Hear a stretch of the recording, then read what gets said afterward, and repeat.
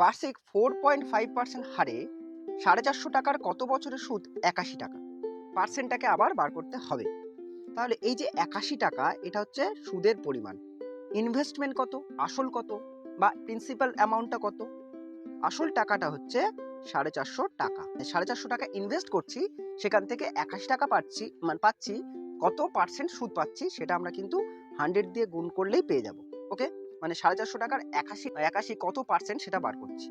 দেখো, 9 দিয়ে কাটি, 9 9 81, 5 9 45, আর এখানে একটা শূন্য আছে। এই শূন্য কাটলাম, 5 দুগুণে 10। তাহলে 9 দুগুণে 18% পাচ্ছি টোটাল সুদের পরিমাণ। কিন্তু প্রশ্নে বলছে 4.5% করে সুদ দিচ্ছে।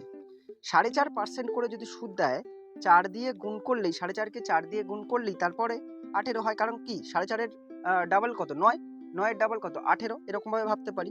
মানে 1 বছরে দিচ্ছিল 4.5%, তাহলে 4 বছরে কত পার্সেন্ট হচ্ছে? 18% হচ্ছে। মানে এই টাকাটা কত দিনের জন্য রাখা হয়েছিল?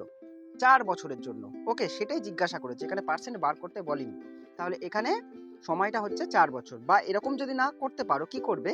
যেটা পেয়েছি সেটা কি? সেটা হচ্ছে রেট অফ ইন্টারেস্ট পাইনি, সেটা হচ্ছে সুদের পরিমাণটা পেয়েছি 18%। তাহলে টোটাল পার্সেন্টটা হচ্ছে 18%। আর 1 বছরে দেয় 4.5%। তো এটা যদি ভাগ করে দিই, কত টাইমস হচ্ছে, হ্যাঁ, কত গুণ হচ্ছে, সেটাই হচ্ছে সময়ের পরিমাণ।